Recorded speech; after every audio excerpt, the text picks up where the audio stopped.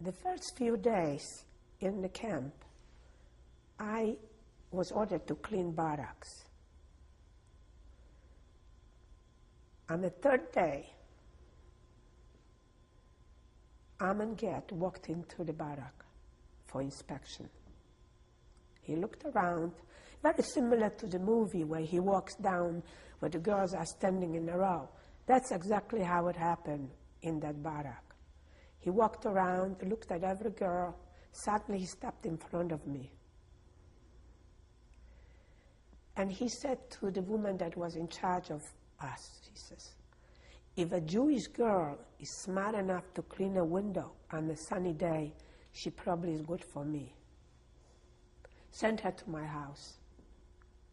I wasn't aware what I'm getting into. Believe me, I wasn't aware. I arrived in this house that was up on a hill near the barracks. It was a small house. When I came in, there was another woman there, and he asked me my name, and I said, I'm Helena Sternlicht. He says, well, I have one Helena. You gonna be Susanna, and Helena will be from now on Lena. And that was it. I was getting so much beating. Under the slightest provocation, I received the most cruel punishment. You know, that I remember my ears most of the time ringing. I always had the ringing in my ears because he would slap me on the slightest provocation. If I wouldn't look straight in his face, if he would talk to me and I would look sideways, there it was. And how many times I rolled down those stairs in the villa later. And many times, if he didn't sleep all night, he would get up like very early in the morning. It could be like before 6, before people went to work. And this is when he went out killing. Just like that. You know, he was not sleeping. He would get up. I mean, he had a couple of different hats, you know, hanging right near the entrance of the villa. And you know, it's amazing that I knew what hat he would put on that he would be killing people. That's how attuned I was to this wild animal. And till one day, there was a doorbell, and I came to open the door, and there were 2 civilians, German, asked for Amon Get. I went upstairs, and I said, Herr Kommandier, I explained him that somebody is looking for him. He came down.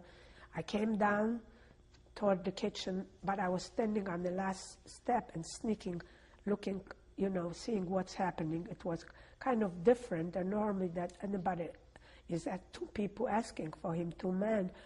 And I saw them showing some kind of a paper. And that moment I saw him reaching for his hat and his belt with his gun. And he walked in the middle, out of the villa, with those 2 men. And I ran into the kitchen. I said, hello, you know, two Germans came, civilian. They asked for him, and when he came down, he walked in the middle. Isn't they taking him away? She says, hello, you're such a child. Who could take him away? He's the commander. Who could possibly order him to go out? You child, you're so childish. I said, I don't know. They showed him paper, and he walked like in the middle. And this is what happened. We never saw him again. And, you know, from nowhere, suddenly, there comes Schindler.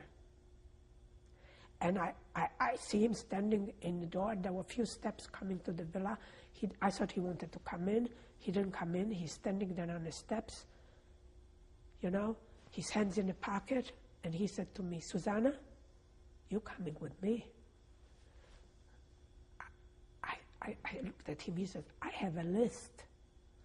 I never knew about the list. I didn't even know what he's talking about. He says, I built a factory in Czechoslovakia, and you coming with me.